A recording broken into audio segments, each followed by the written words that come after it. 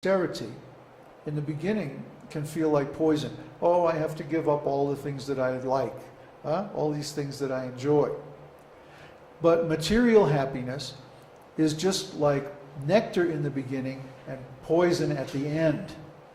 So we may enjoy these sense objects for some time, but then at the end of life, when our body becomes weak and we begin to receive the reactions to that material enjoyment in the form of increased attachment to the material world, then the suffering is terrible.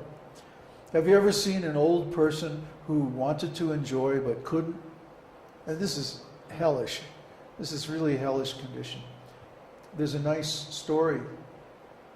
One time the king asked his spiritual advisor, he said, well, isn't it true that now I'm a king, so I should enjoy myself now, and then when I'm old, I can perform spiritual activities and become enlightened? And the spiritual master said, no, actually, you should perform your spiritual activities while you're young. Otherwise, you won't be able to be detached when you're old either. And the king said, I don't believe it. I want to see an example of this. So the spiritual master set up an interview with an old man who was dying. One of the ministers of the king, one of the advisors of the king, was very old. He was like in his 90s, and his body was very sick, and he was almost at the point of death. So the spiritual master set up a special situation. The king went to see him, and they were sitting there talking with this old man who was very pious and who had served the king his whole life. And then they had the princess, the beautiful young daughter of the king, enter the room on the other side. And what happened, as soon as the princess entered the room, boing, his attention went to her. Here he is talking with the king and the spiritual master, the two most important people in his life. And this beautiful girl enters the room, and he can't help himself. His attention is immediately drawn, even though he's on the point of death. Why? Because he didn't train himself from the beginning of life to be detached from sense gratification. So as soon as the objects of the senses come into range, then immediately his attention is drawn. Prabhupada used to give the example of a dog. A dog, his nature is to chase a bone. So you can take a dog, dress him up as a king, and put him on the throne, but as soon as somebody throws a bone in front, then he'll jump off the throne and go chase the bone. But that's the nature of a dog. He can't help himself.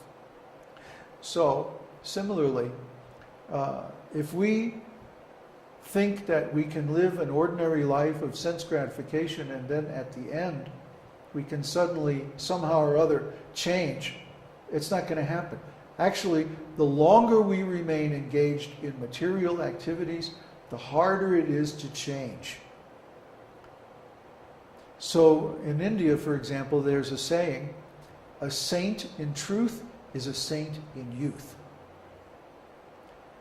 In other words, if someone is actually spiritually advanced, they will start training themselves while they're still young. This is my experience also. I was searching for a spiritual master, and finally I found Srila Prabhupada, but it wasn't for a few more years that I could actually join the temple and get the training, how to be detached. I joined the temple when I was 26 or 27 years old. And for me, it was more difficult to follow the regulations of the temple in the beginning because I was older than most of the other students. However, now that I'm in, how old am I? 60? Yeah, I'm 60 now. It's become very easy, out of habit. But if I was to live the way I was living in my 20s, up until now, and then suddenly decide, oh, now I want to be a holy man, I'm going to change my whole lifestyle, it's not very practical.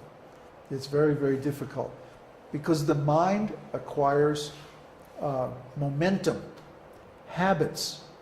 And the more impressions of a particular kind of life we build up in the mind, the harder it is to change those impressions. It's better to start when you're young. In fact, most people who attain enlightenment in this life will attain it in their 50s or so. It's very rare that they will attain it younger than that, but it does happen. But most people will attain in their 50s while they are still strong and able to perform austerities and so forth. This training has to begin early in life to really be effective. So it may seem like poison in the beginning. Oh, I have to give up all these things that I enjoy. It's discipline. Discipline isn't always fun, but we do it to get the result.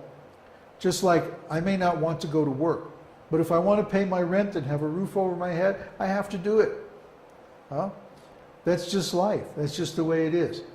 And so similarly, to discipline ourselves in the mode of goodness and give up our attachment to the objects of the senses paves the way for spiritual realization later on.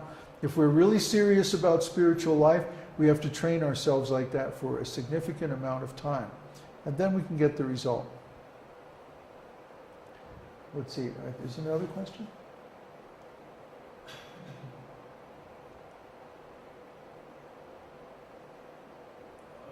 Here one. How did all the armies come to Kurukshetra?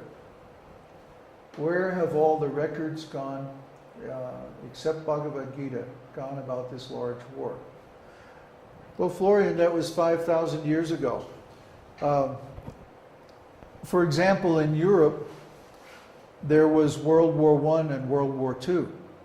But if you go to the places where the battle happened, you don't see any signs of battle. I mean, maybe if you dug down into the ground, you might find some old relics, pieces of weapons or something like that. But it would be very difficult to reconstruct from those fragments what actually happened in that place. The only way we know is by the historical records. And 5,000 years ago, the only people who kept historical records were kings or the holy men. So since in those days things were written on palm leaves, they didn't last very long, 5 or 10 years at the most. Then they had to be recopied. So only the most essential records would be recopied because it was very labor intensive. They had to have specially trained monks who knew Sanskrit. So a lot of education was required, a lot of training. It was very expensive. So only the most essential things, which were of course the sacred texts. So Mahabharata is a very good history. If you read Mahabharata, especially the Yuddha Parva. Yuddha Parva means the record of the war. It describes the battle in detail.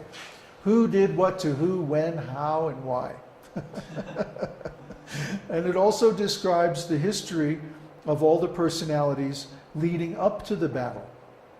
So you get an understanding of their motivation, their background, and why they were fighting. So really you should read Mahabharata if you want to know all these details. Next.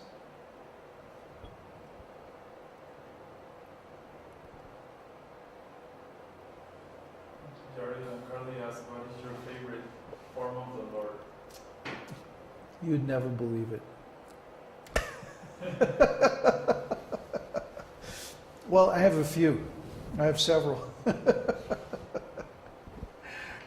Of course, Govinda, the cowherd boy, the eternal flute player, and Lord Chaitanya, and Lord Nrsimha, the half-man, half-lion form. He's my favorite. Anyway, let's see. Krishna Prapti was about, what question did Krishna Prapti have?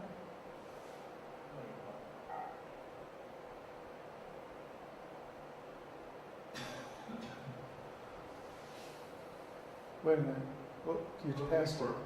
No, he was saying comment. Want me to go back? Can you post your question again, Krishna Prapti? We can't find it. Look at the end. Look at the end. Thanks. So we read Erica or Gloria? Erica? What is it expected from a master of his disciple when he begins, and what is that it expected from the disciple at the end? Oh, that's a big question. But basically, you should follow the 4 regulative principles. No meat eating, no illicit sex, no intoxication, no gambling, no speculation either. Read the spiritual literatures, whichever ones that are attractive to you. I understand you've been studying Bhagavad Gita, but that's very good.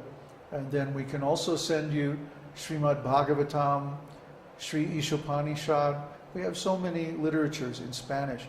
In fact,